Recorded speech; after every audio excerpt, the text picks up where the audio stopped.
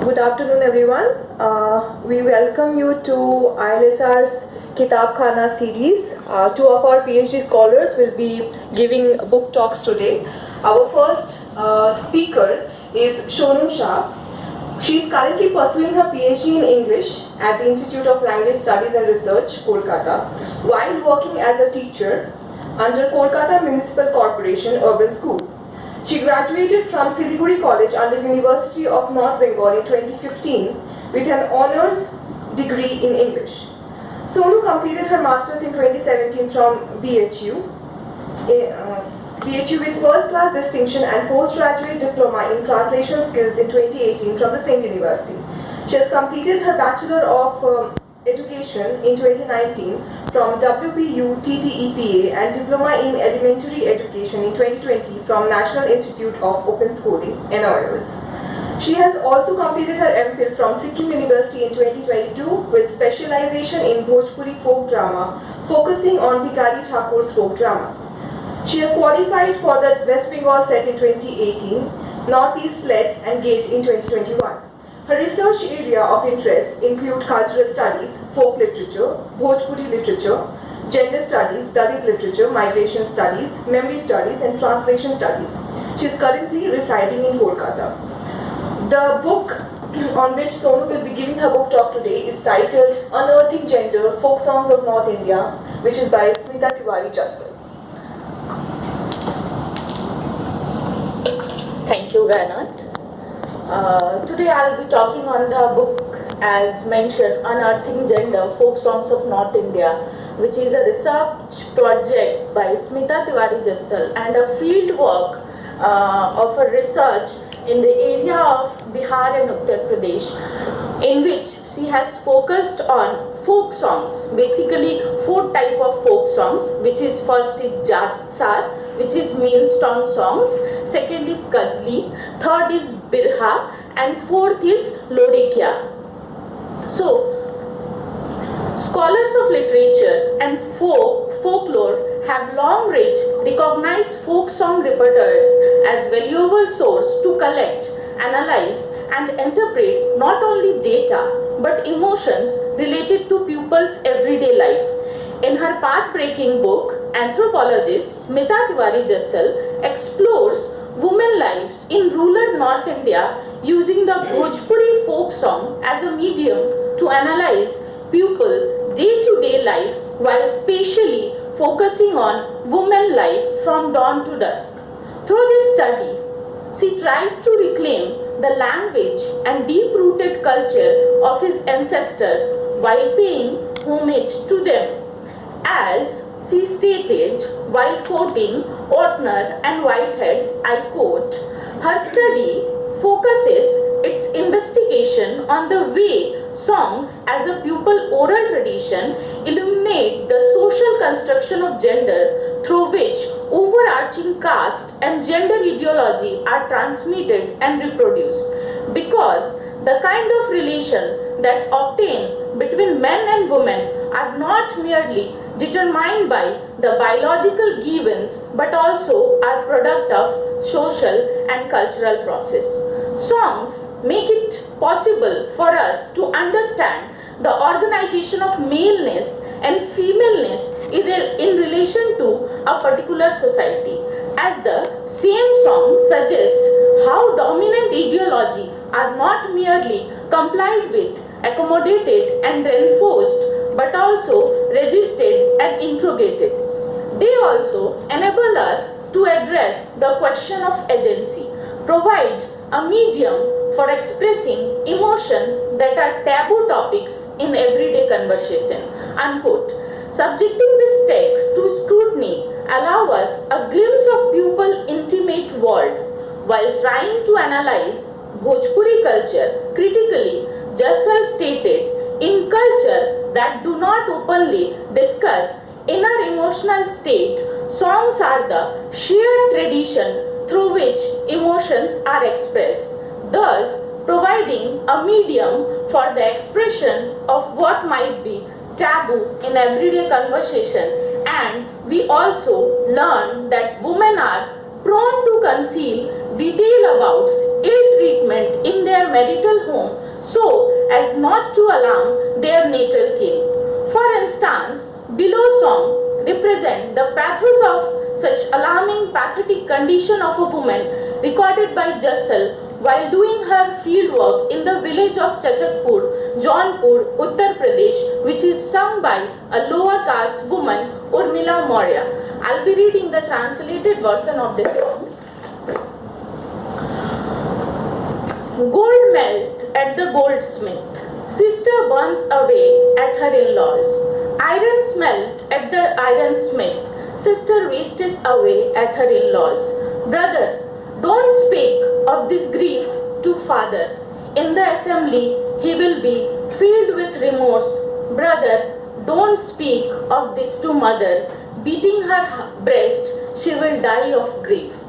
This study also tries to point pupils' surface understanding of a certain culture and tradition, and accordingly, their response to it, sometime in positive way and other negatively, depend on their level of understanding. In North India, from the 19th century onwards, forms of women's entertainment attracted the attention of social reformers, urban intellectuals, emerging middle classes, and caste association, each intending to initiate changes in the social and customary behavior of women and lower castes. And they are very desperate to stop women from the practice of singing abusive song at different occasions where reversal of role is common as it lead to embarrassment among them.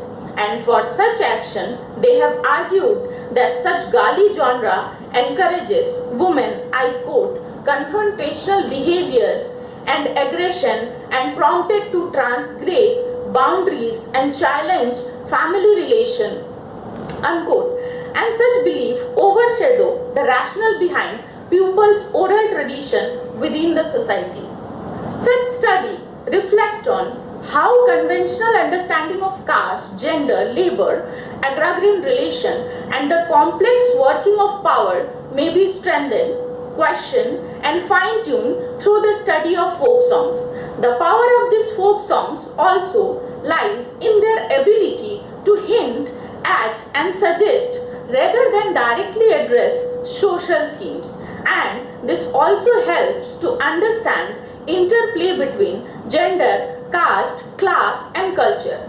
These folk songs become more significant as it possesses voice of unlettered, multiply marginalized section while focusing on systematic critical inquiry, which is very rare in such cases, as Jassal tried to raise question of injustice poignantly in her study that, I quote, the concern and world of Dalit and subaltern women have largely remained obscure, not only because of upper caste men and women's distance from Dalit struggle, but also because of the latter lack of integration into mainstream academic discipline and even the middle class women's movement, unquote.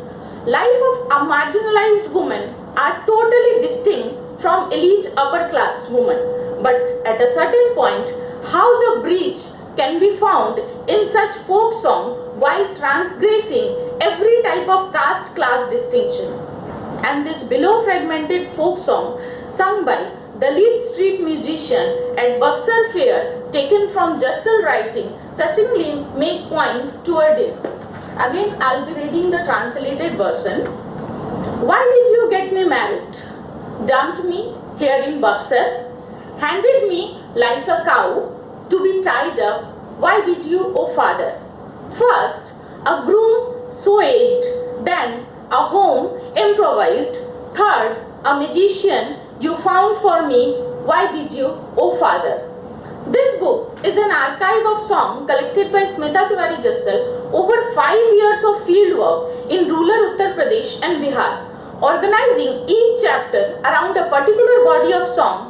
As she stated, I quote, her song collecting grew the link between the agrarian structure, patriarchal ideology, social control, and women's lack of power were thrown into sharp relief, unquote. And she remarked that with the mechanization of farming activity, several women labor song genre like Jatsar, especially songs of millstone, are on the edge of decline.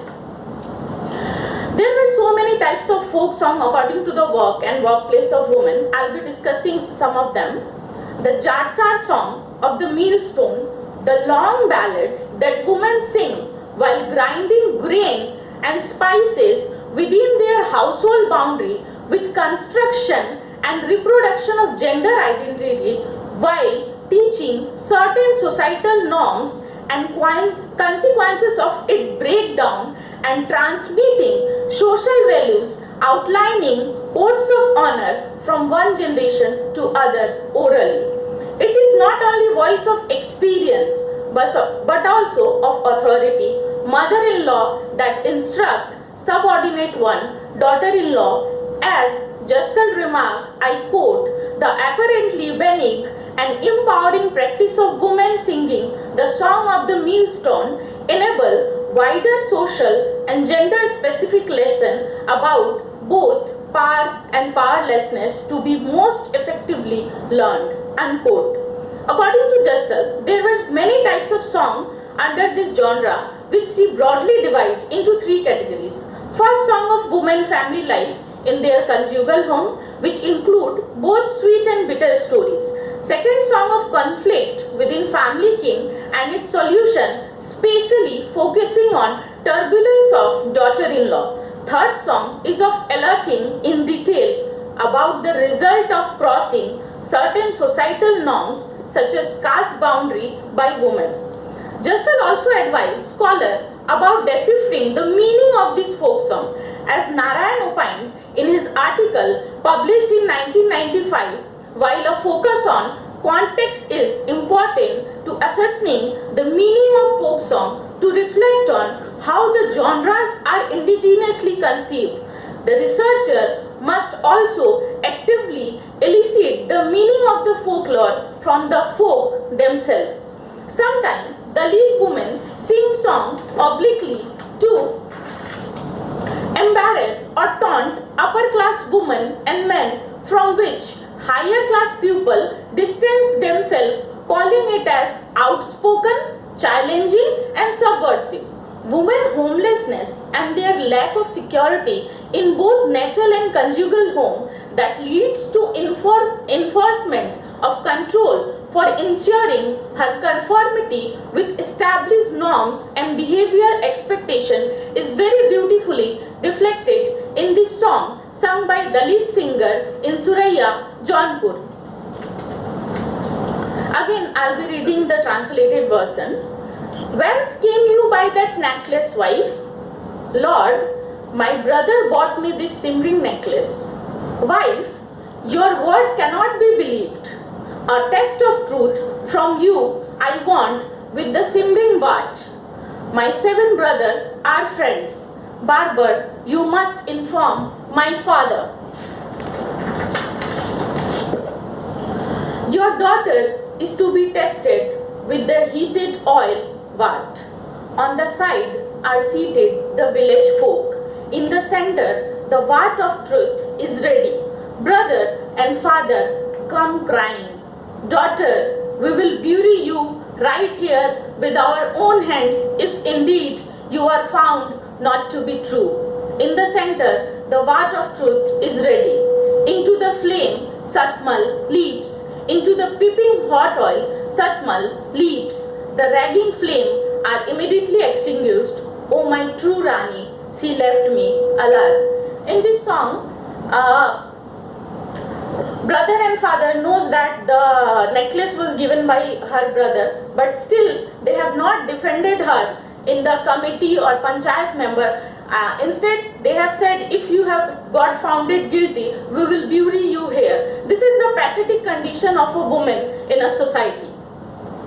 This type of folk song conclude with a remark that a discourse delivered by woman to woman about intra-kin relation, that is fidelity, caste endogamy, may also contain as an ideological subtext a discourse licensing female subordination to patriarchal authority in other non-domestic situations. In short, the discourse about the desirability of female obedience in the domestic domain can also be translated in the desirability of women worker obedience in the sphere of agriculture production as well. This economic dimension, which disempowers women not just within the domestic sphere but also beyond its confine, is frequently overlooked.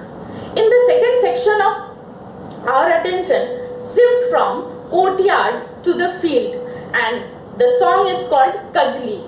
Exploring song women sing when involved in the productive labor in the field, as songs are inseparable from women.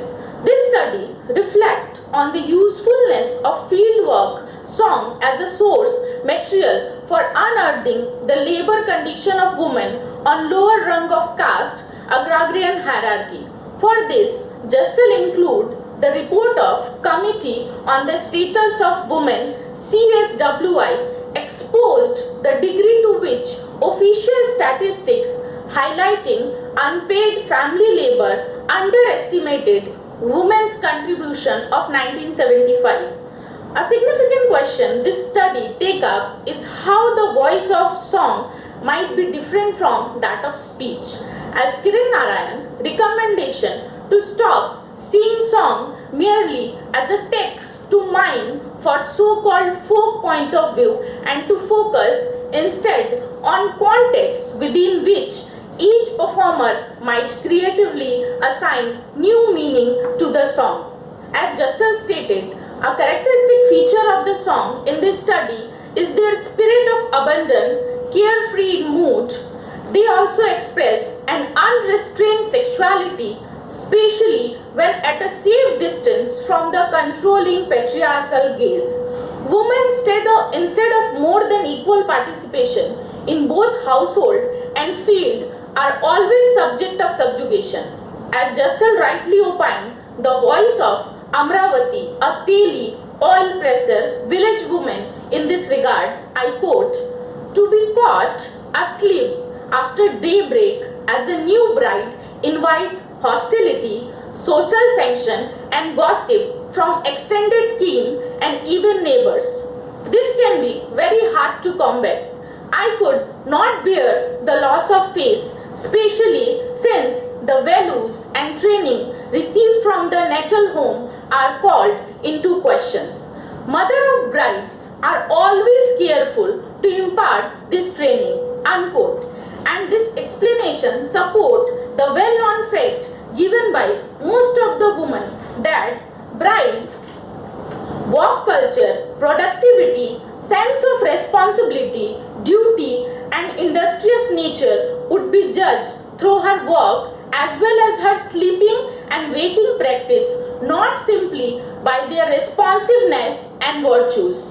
The song make more sense when heard in the context of the gender division of labor within the laboring household.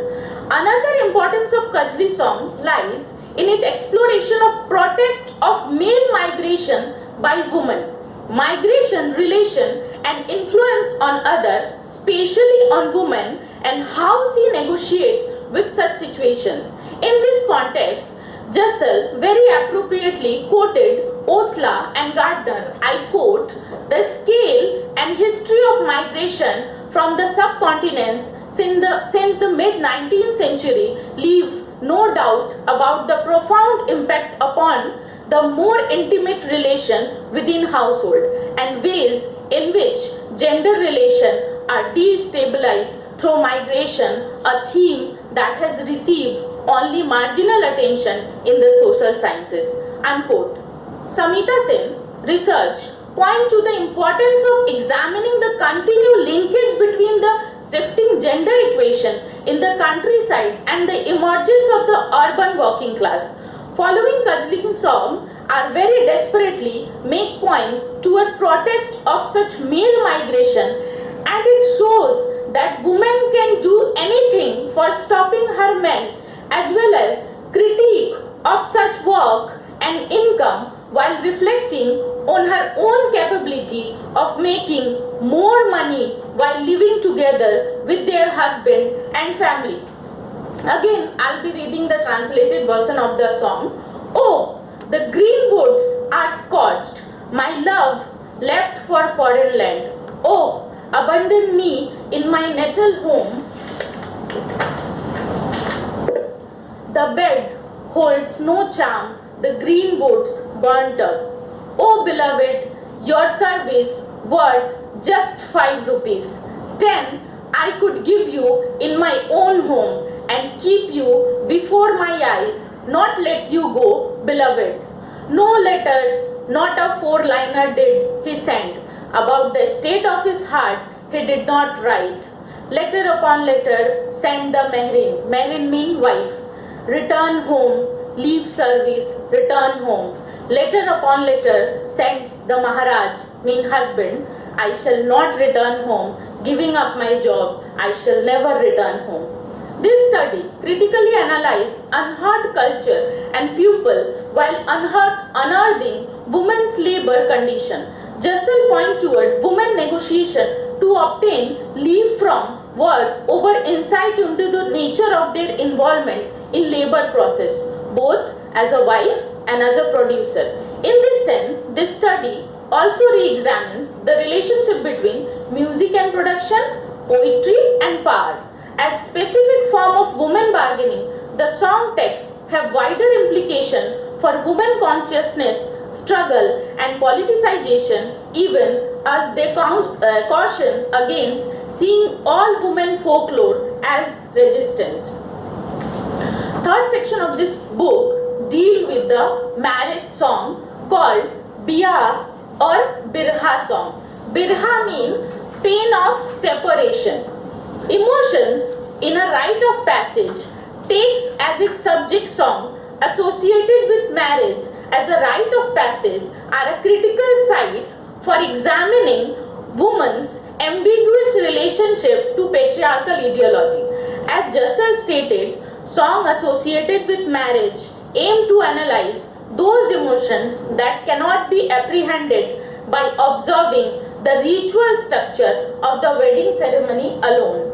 My concern with emotion also highlighted the structured ambivalence and contradiction that attend momentous phases in woman life cycle. And some Birha songs very poignantly point toward destabilizing effect of marriage on both daughter and her family.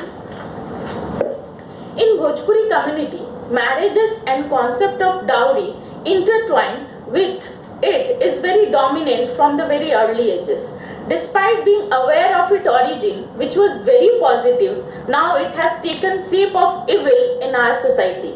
And a very dominant reason behind women marginalization, not only as a wife, daughter-in-law, but as a daughter and sister also. And following song very beautifully critiques such evil tradition of dowry from Srivastava. Again, I'll be reading the translated version.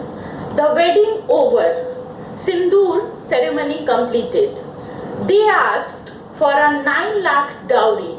In despair, mother threw out the cooking pots in the courtyard. One should not wish the birth of daughter even to enemies. This song also reflects light on different ritual associated with marriage and its significance, such as Chumavan, which is offering of kisses as a blessing. Bride demand for her share in her natal property through such songs, her revolt against mismatched marriages, etc. Jussel very confidently put forward her view regarding women and land right, stated, I quote, rural women's access to and control over land is arguably the single most empowering strategy they have at their disposal in their fight to achieve gender parity and redress existing power imbalance, unquote. And it concludes with alert from Jussel that the song alerts us to need for intervention at the policy level and for consciousness raising to encourage women to think of their natal home not as a temporary shelter but as their anchor and birthright. Finally, as women rebel and assert their right, violence against women is expected to grow. Therefore, women must create their own institution and organize not only for reform but also for social justice and rights. Fourth section of this book deal with the Song of Sita trial about the chaste Sita that portray alternate narrative about the tragic mythical heroine Sita of the epic Ramayana. According to Jassal, Sita embodies plurality of character and viewpoints. Despite being chaste, upper caste Hindu woman, she has a very significant role and relation in lower caste women life and struggle. Jassal quotation of Arnold is very significant in this context. I quote, the song evoke Sita as symbolic of Stri Shakti, the power of woman, which unlike Western political economies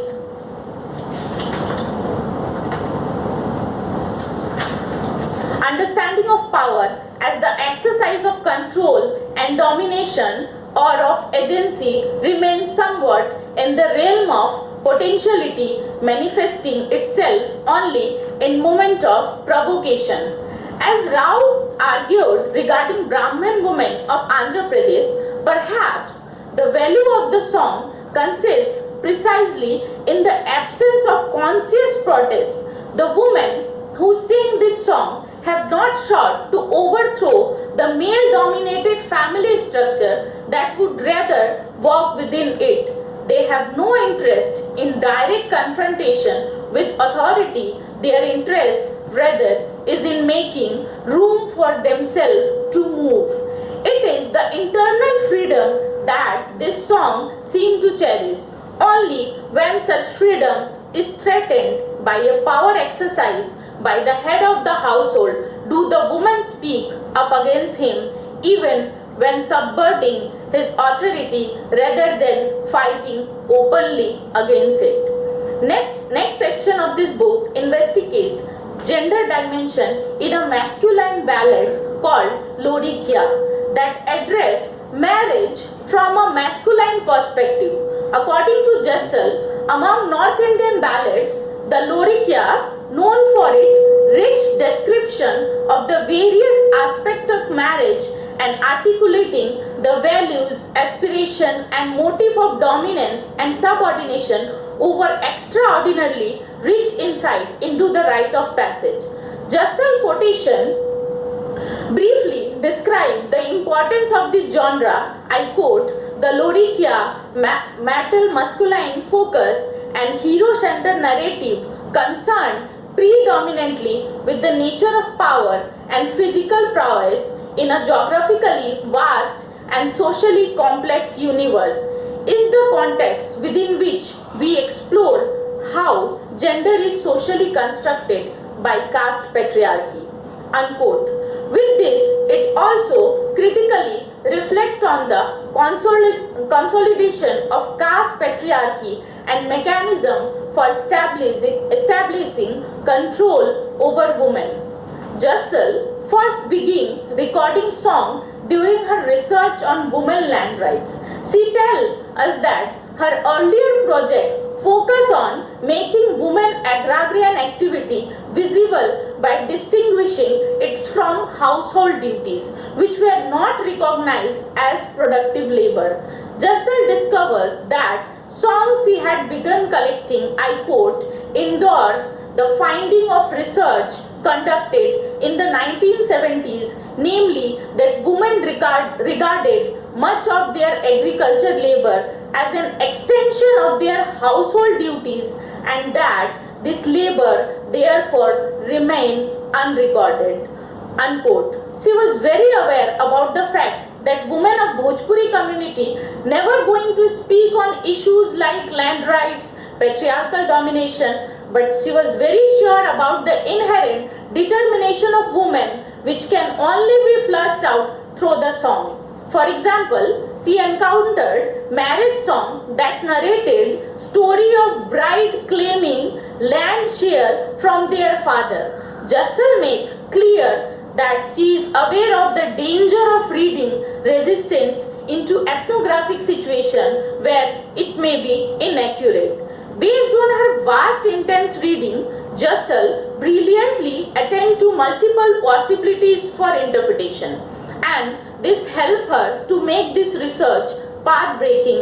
As Rehana Khezgi remarked while quoting Jassal, song have constituted one of the few spaces for resistance traditionally available to lower caste women, unquote. This example is one of the few that is directly read as resistance. Overall, Jassal project breaks new ground for ethnomusicologists to take up the challenging of combining research on the labor of music making in the context of rural, agrarian, political economies by including a variety of song style from one geographic region and language family. Jassal provides a broad and evocative sense of the musical world of her interlocutor. Photograph of the woman Jassal worked with the carefully crafted excerpts from their story and interview session contributed to the intimate and dynamic portrait that emerged from this book. An engaging combination of detailed ethnography and insightful interpretation of song texts and their social significance, this book is well suited for advanced undergraduate students, graduate students, scholar in literature, cultural studies, ethnomusicology, anthropology, gender and sexual studies, South Asian studies and agrarian studies, as well as all who are concerned with expressive culture in its gender nuances. Thank you.